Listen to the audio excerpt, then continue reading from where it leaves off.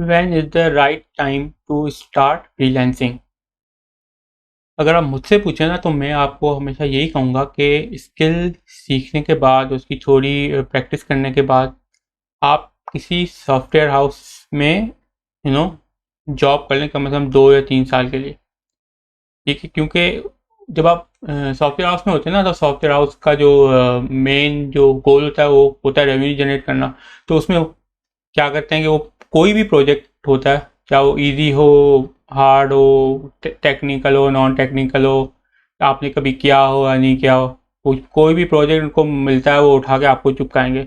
अब let's say कि आप एक वेब डेवलपर हैं और आपको वर्डप्रेस में काम करना अच्छा लगता है, आपके पास जुमला का प्रोजेक्ट आ गया, आपने कभी काम ही नहीं किया, आता ही नहीं, तो आप क्या करेंगे? मना तो नहीं कर सकते क्योंकि आप फ्रीलांसर तो है नहीं कि आप अपनी मर्जी से प्रोजेक्ट्स जो है पिक एंड चूज़ करें, करना पड़ेगा।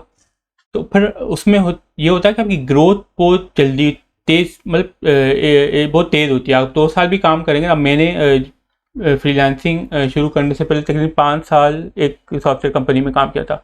तो उसमें इतनी चीज़ें मैंने सीखी, मैंने वर्डप्रेस सीख लिया, मैजेंटो कर लिया, जूमला, ड्रूपेल, कस्टम CMS और ऐसे ऐसे फ्रेमवर्क के जो आपने आप नाम भी नहीं सुने होंगे। तो कोई चीज़ नहीं आती थी तो हम गूगल करते थे, उससे ये होता था कि हमारी सर्चिंग स्किल्स अच्छी हो जाती थी। फिर ये होता था हमें प्रॉब्लम सॉल्विंग, हमारी एबिलिटी इस तरह जो है वो इंक्रीज हो जाती थी। तो इसमें फिर ये होता था कि फिर आगे चलकर जो भी कोई बड़ी चीज़ भी आती थी, मुश्किल चीज़ भी आती, वो भी हम जल्दी कर जाते थे, क्योंकि हमें पता था कि कैसे ढूंढना। अगर हमें चीज़ नहीं आती तो उसको सॉल्व कैसे करना है, गूगल पे कैसे हमें जाना है, कैसे सर्च करना है। तो असल चीज़ तो प्रॉब्लम सॉल्विंग है ना, कि अगर आपके पास कोई भी प्रॉब्लम आती है इसको किस तरह सॉल्व करते हैं, वो ज़्यादा चीज़ ज़रूरी होती है, वो ज़्यादा बहुत इंपॉर्टेंट स्किल होता है मेरी नज़र में। अगर आपको खुद से सेल्फ लर्निंग या खुद से एक प्रॉब्लम का सॉल्यूशन आप खुद अगर ढूंढ सकते हैं ना तो आप बहुत बड़े एसेट बन जाते हैं किसी भी कंपनी के लिए। तो फ्रीलांसिंग जब आप स्टार्ट कर अगर आपको करनी है तो मेरा मशवरा तो ये होता है कि 2-3 साल आप किसी सॉफ्टवेयर कंपनी में गुजारें और सबसे दोस्ती कर लें, सब डिपार्टमेंट से। क्योंकि जब आप फ्रीलांसिंग करते हैं ना तो उसमें क्या होता है, आप सिर्फ प्रोजेक्ट्स कर नहीं रहे होते, आपको मैनेज भी करना होता है, आपको उसकी QA भी करनी होती है, आपको अपने फाइनेंसेस भी देखने होते हैं। ठीक है, तो उसमें क्या टूल्स यूज़ होते हैं, क्या अच्छी प्रैक्टिसेस होती हैं, वो अगर आप किसी खुद से सीखेंगे आपको टाइम लगेगा। लेकिन आप किसी सॉफ्टवेयर कंपनी में जाएंगे ना तो उसमें इतना टाइम नहीं लगेगा, क्योंकि उसमें सब चीज़ें आपके सामने होंगी। आप किसी भी डिपार्टमेंट में चले जाएं, उनसे दोस्ती कर लें, उनसे पूछे भाई तुम किस तरह काम करते हो, क्या करते हो, कैसे करते हो। तो उससे आपकी लर्निंग बहुत तेज़ होगी। और मैंने जब फ्रीलांसिंग स्टार्ट की थी उससे पहले मैं तकरीबन 1.5 साल मैंने एज अ बिजनेस एनालिस्ट जो है वो स्पेंड किए थे सेल्स डिपार्टमेंट में। तो उनको देखता था कि वो किस तरह बिडिंग करते हैं, किस तरह क्लाइंट से बातें करते हैं। तो जब मैं फ्रीलांसिंग मैंने स्टार्ट की तो मुझे पूरा मतलब आइडिया था कि भाई ये किस तरह से होना है, कोई इसमें मुझे कन्फ्यूजन नहीं थी। तो अभी जो एक जर्नी होती है फ्रीलांसर की, वो होती है कि पहले आप अपना स्किल ढूंढते हैं और उसको कि अपना मतलब जिस स्किल पे आपको काम करना है उसकी रिसर्च करते हैं, फिर उसको सीखते हैं और फिर उसकी आप प्रैक्टिस करते हैं। अच्छा, प्रैक्टिस में मैं ये कहता हूँ कि फेसबुक पे जो ग्रुप्स बने हुए हैं फ्रीलांसिंग के या जॉब्स के, उसमें आप अपनी सर्विसेज फ्री में दें।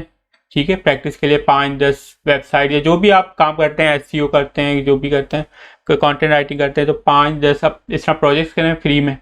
ठीक है, उससे आपकी लर्निंग होगी और अगर आपका काम बाकी अच्छा निकल आता है तो हो सकता है आपको क्लाइंट वहीं से मिल जाए, सोशल मीडिया प्लेटफॉर्म से मिल जाए, आपको मार्केट प्लेस से अपवर्क वगैरह वहाँ भी जाने की ज़रूरत ना पड़े, डायरेक्ट आपको क्लाइंट्स मिल जाए, ये भी होता है। तो ठीक है, यहाँ से आपका पोर्टफोलियो बन जाएगा। उसके बाद आपकी आती है कि भाई सेल करना, कि सेल कैसे करना है अपने स्किल को, किस तरह प्रपोजल सीखने हैं, किस तरह क्लाइंट से कम्युनिकेशन करनी है, ये स्किल भी आपको सीखना होता है। और उसके बाद आप अपना फ्रीलांसिंग कैरियर जो है वो स्टार्ट करते हैं।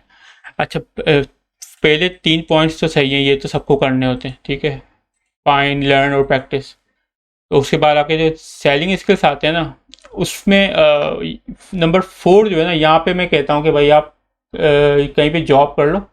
ठीक है, कहीं पे जॉब कर लो, वहाँ से आपकी अपने कम्युनिकेशन स्किल्स वहाँ से आपकी ज़्यादा अच्छी होंगी। आप मुख्तलिफ डिपार्टमेंट से बातें कर रहे होंगे, सेल्स टीम आपके पास आएगी, आपको बोल प्रोजेक्ट दिखाएगी, भाई क्लाइंट ने ये प्रोजेक्ट हमें दिया है, कितनी देर में हो सकता है, इसको किस तरह हमें क्या बताना है, कौन सी टेक्नोलॉजीज यूज़ करनी है। तो उससे आपकी कम्युनिकेशन अच्छी होगी। आप सेल्स टीम के साथ बैठोगे तो वहाँ नेचुरली आपकी लर्निंग भी होगी वहाँ पे। तो 2-3 साल भी आप वहाँ पे किसी भी कंपनी में काम करेंगे तो वहाँ पे जो ग्रोथ होगी ना आपकी, वो बहुत तेज़ होगी। फ्रीलांसिंग अगर आप डायरेक्ट जाएंगे तो एक तो रिस्क ये होता है कि क्योंकि आपको ज़्यादा पता नहीं होता, तो अगर पहले एक दो प्रोजेक्ट्स में ही आपने कुछ गलतियां कर दी तो आपका प्रोफाइल हो गया बैन, ठीक है। लेकिन अगर आप कहीं पे जॉब करके जाएंगे तो आप ज़्यादा प्रिपेयर्ड होंगे और आपके चांसेस ऑफ सक्सेस वो जो है ना वो बढ़ जाएंगे। तो ये मेरा मशवरा है। लोग डायरेक्ट भी कर लेते हैं बगैर जॉब किए, डायरेक्ट फ्रीलांसिंग में भी घुस जाते हैं। हर किसी का एक अपनी एक इन्वायरमेंट से आए हुए होते हैं, उनकी अपनी लर्निंग होती है।